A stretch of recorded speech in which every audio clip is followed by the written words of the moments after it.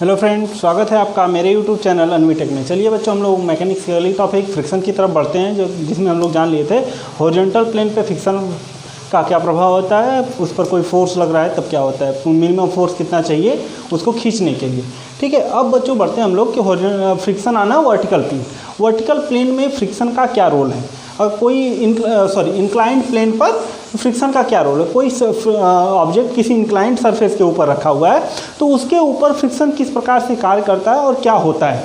तो देखिए बच्चों, वहीं लिखा है फ्रिक्शन ऑन इंक्लाइंड प्लेन के ऊपर फ्रिक्शन का क्या रोल है। तो देखिए बच्चों, यहाँ पर मान लिया मैंने एक ऑब्जेक्ट है, ये ऑब्जेक्ट है इस इंक्लाइंड सरफेस के ऊपर रखा हुआ है, जो कि हॉरिजॉन्टल से अल्फा एंगल पर झुका हुआ सरफेस है कोई, उसके ऊपर कोई ऑब्जेक्ट इस प्रकार से रखा हुआ है। तो देखिए बच्चों, इस ऑब्जेक्ट का अपना कुछ भार होगा, उसका मैंने यहाँ पर फ्री बॉडी डायग्राम बना लिया। इस ऑब्जेक्ट के ऊपर लगने वाले फोर्सेस का मैंने क्या किया, और फ्री बॉडी डायग्राम बना लिया। तो देखिए बच्चों, इस ऑब्जेक्ट के ऊपर जो फ्री बॉडी डायग्राम बनाया मैंने, तो देखिए यह हमारा क्या था, ऑब्जेक्ट था।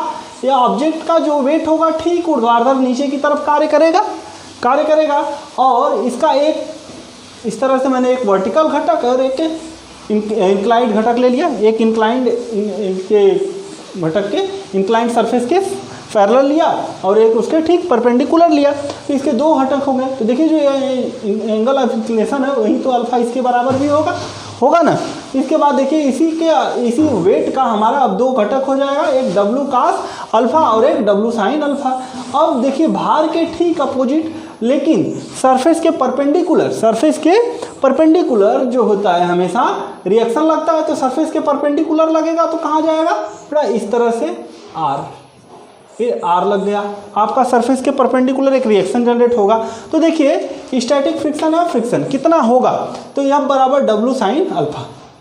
अगर कंडीशन ऑफ इक्विलिब्रियम की बात करें, इक्विलिब्रियम की कंडीशन में क्या होगा, इस दशा में लगने वाले बल और इस दशा में लगने वाले बल दोनों क्या होने चाहिए, का अलजेब्रिक सम शून्य होना चाहिए। यानी कि जो स्टैटिक फ्रिक्शन होगा वो क्या होगा, F बराबर W sine alpha.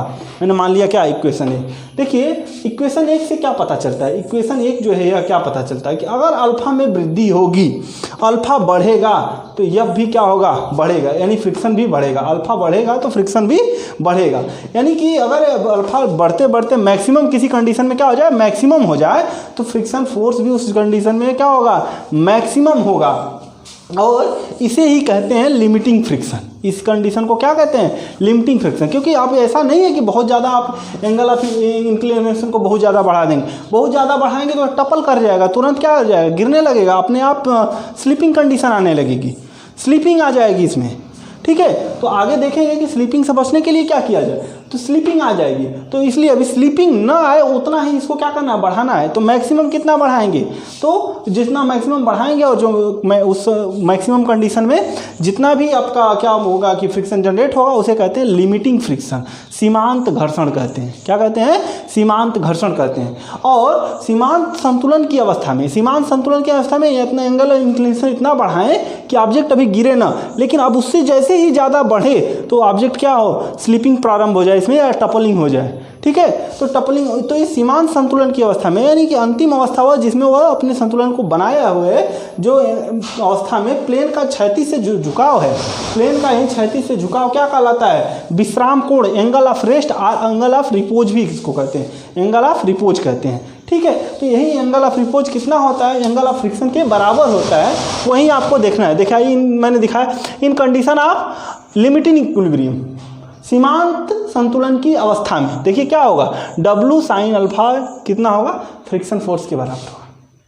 W sine alpha किसके बराबर होगा, फ्रिक्शन फोर्स के बराबर होगा। तो आपका फ्रिक्शन फोर्स आपको पता है म्यू एस इंटू क्या होता है, आर होता है। आर क्या होगा, आर देखिए यहाँ क्या होगा, आर किसके बराबर होगा, डब्लू कास अल्फा के बराबर होगा।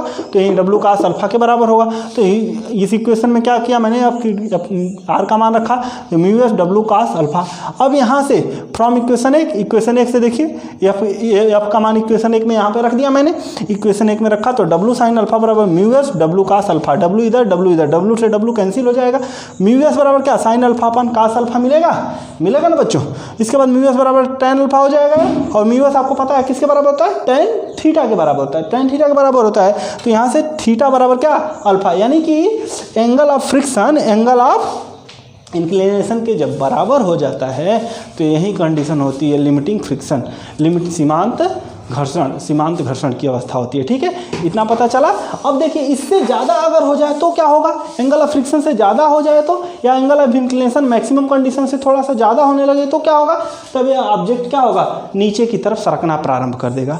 तो अब इसको नीचे सरकने से बचाने के लिए कितना फोर्स लगाएं, इस कंडीशन को लाना होगा। तो चलिए देखते हैं आगे इसको। हाँ चलिए बच्चे, तो हम लोग आगे बढ़ते हैं अपनी अगली टॉपिक में को आगे कंटिन्यू करते हैं कि जैसा मैंने बताया कि क्या होगा कि जैसे जैसे हम एंगल ऑफ इंक्लिनेशन बढ़ाते जाएंगे तो क्या होगा, वो एंगल ऑफ फ्रिक्शन बढ़ता जाएगा, तो या फ्रिक्शन बढ़ता जाएगा, लेकिन इतना ज़्यादा ना बढ़ा दें कि वो क्या करे, टपल कर जाए, स्लिपिंग करने लगे। तो ज़्यादा बढ़ा देंगे तो मैक्सिमम लिमिटिंग फ्रिक्शन होगा, लिमिटिंग फ्रिक्शन के बाद स्लिपिंग शुरू हो जाएगी। ठीक है, तो स्लिपिंग को रोकने के लिए हमें कितना बल लगाना पड़ेगा, तो आइए देखते हैं कितना बल लगाना पड़ेगा। मैंने वही फिगर बनाया है, बस इसमें क्या किया, इसमें मैंने मान लिया कि हम लोग इतना बढ़ा दिए कि इसमें अब स्लिपिंग हो सकती है। तो स्लिपिंग को रोकने के लिए मैंने क्या किया, इसके ठीक विपरीत स्लिपिंग किधर होगी, आगे की तरफ, तो हमने क्या किया, एक फोर्स P लगा दिया। अब इस फोर्स को लगाने के बाद क्या होगा, स्लिपिंग रुकेगी, स्लिपिंग को रोकना है तो हमने क्या किया, फोर्स P लगाया। अब देखिए इसी फोर्स का हमने क्या किया, इस ऑब्जेक्ट के ऊपर इन सारे बलों का हमने क्या बनाया कि फ्री बॉडी डायग्राम बनाया। तो देखिए हमारे पास कितने बल थे, हमारे पास ऑलरेडी था, ऑब्जेक्ट का वेट था W। एक काम करो आप बेटा स्क्रीनशॉट ले लो, तो उसके बाद मैं कुछ करूँगा इसमें, तो दिक्कत नहीं होनी चाहिए आपको। ठीक है, चलो ठीक है, तो W हो गया। इसके बाद इसको मैंने दो घटकों में बांट दिया, W cos alpha, W sin alpha, यह क्या होगा, एंगल ऑफ इंक्लिनेशन यही होगा। अब मान लिया कि इस एंगल ऑफ इंक्लाइंड सरफेस से फाई एंगल पर एक बल P लग रहा है। ठीक है, तो इतना मान लिया, इतना बल था। अब देखो बच्चों, जो अब एक प्रतिक्रिया होगी, क्या होगी, अभिलंब प्रतिक्रिया हमेशा सरफेस के परपेंडिकुलर होती है, तो सरफेस के परपेंडिकुलर आर प्रतिक्रिया आ जाएगी। अब देखो इन्हीं सारे बलों का मैंने क्या किया, एक फ्री बॉडी डायग्राम बनाया। तो फ्री बॉडी डायग्राम में क्या किया बच्चों कि इस ऑब्जेक्ट को लिया मैंने, इस ऑब्जेक्ट को ले लिया, देखो इस ऑब्जेक्ट को लिया।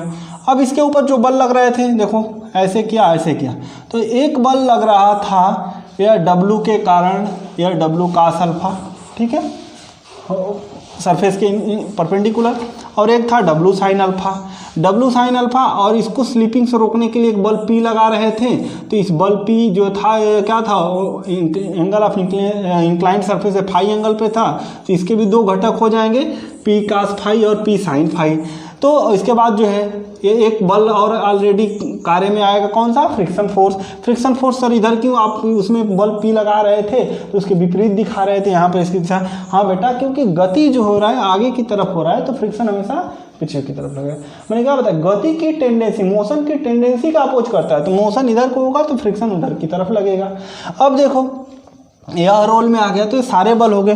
तो अब मैंने जैसा कि पूर्ववत बताया कि आप क्या करेंगे, in equilibrium, condition of equilibrium में क्या करेंगे, आप समेशन एफ वाई और समेशन एफ जेड एक्स को क्या करेंगे, लगने वाले बलों को शून्य करेंगे। तो देखिए यहाँ पर मैंने एफ वाई को जीरो किया, तो आर बराबर, देखिए दो बल ऊपर की तरफ है, एक बल नीचे की तरफ, तो दो पॉजिटिव एक निगेटिव होगा। तो R plus P sine five minus W cos alpha बराबर जीरो। तो आर का मान क्या हो जाएगा, डब्ल्यू कास अल्फा इधर जाएगा तो पॉजिटिव, ये इधर जाएगा तो निगेटिव। इक्वेशन एक बना लिया। इसके बाद समेशन एफ एक्स, इसको देखिए एक्स डायरेक्शन में, तो एक्स डायरेक्शन में तीन बल हैं, दो बल इधर की तरफ, एक बल इधर की तरफ। देखिए तो डब्ल्यू साइन अल्फा इधर की मैंने पॉजिटिव मान लिया, ऊपर की तरफ जो लग रहे हैं उनको निगेटिव माना, तो P cos five minus mu S into R बराबर जीरो। ठीक है, अब देखो बेटा यहाँ से इक्वेशन एक से हमें क्या करना, आर का मान उठा के यहाँ रख देना है। आर का मान उठा के यहाँ वही लिखा मैंने, putting the value of R in equation 2 from equation 1। Equation 2 में इक्वेशन 1 से आर का मान रखने पर तो डब्ल्यू बाकी चीज़ तो वही रहेगी, आर का मान यहाँ रख दिया। आर का मान कितना है, W cos alpha minus P sine five बराबर फाइव है। ठीक है, यहाँ देख लो बच्चा, यही है ना डब्ल्यू का, आर का मान कितना है, यही है आपका आर का मान, यही आर का मान उठा के रख दिया। इसके बाद ब्रैकेट को खोल दिया, ब्रैकेट को खोला तो म्यू एस जो है अलग अलग दोनों जगहों पर जाके जुड़ जाएगा, अब मल्टीपल होगा। उसके बाद देखो जो P वाला मान है उसको एक तरफ लिख लिया, P का जो वैल्यू है देखिए यह P वाला मान है, इसको एक साथ रख लीजिए, और W वाले को एक साथ। तो देखिए तो W वाले को मैंने क्या किया, यहाँ पर एक साथ कर लिया, इसमें भी W यहाँ भी एक साथ हो गया, और P वाला वैल्यू एक साथ यहाँ हो गया। अब देखिए पक्षांतर कर दिया, पक्षांतर करके यहाँ से W कॉमन ले लिया, यहाँ से P कॉमन ले लिया। देखिए यहाँ W कॉमन लिया, यहाँ से P कॉमन लिया, तो P कॉमन लेंगे और यहाँ W कॉमन लेंगे, तो P का मान फिर क्या मिलेगा, W sine alpha minus mu S cos alpha upon cos phi minus mu S sine alpha. अब आपको देखिए बच्चा पता है क्या, म्यू एस बराबर क्या होता है, tan थीटा होता है, या इसी को आप क्या लिख सकते हैं, साइन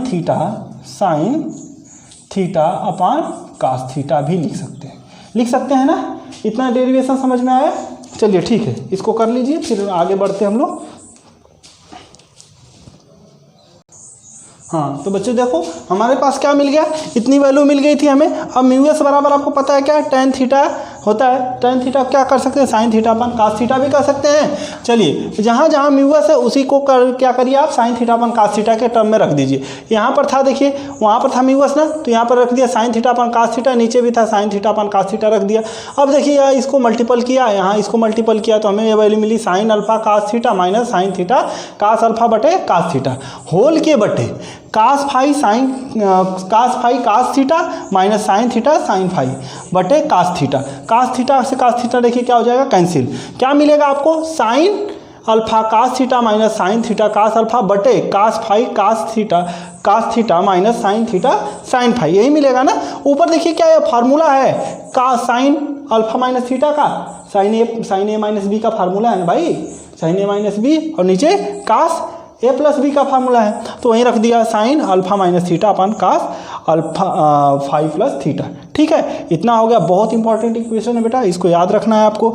इसके बाद मिनिमम पुल के लिए मिनिमम फोर्स कितना रिक्वायर्ड होगा, तो देखिए अगर मिनिमम हमें चाहिए तो इस वैल्यू को क्या कर दें, हमें एक कर दें, एक कर देंगे तो हमें मिनिमम वैल्यू मिलेगी। तो देखिए मिनिमम वैल्यू के लिए तो क्या हो जाएगा, W sine alpha minus theta.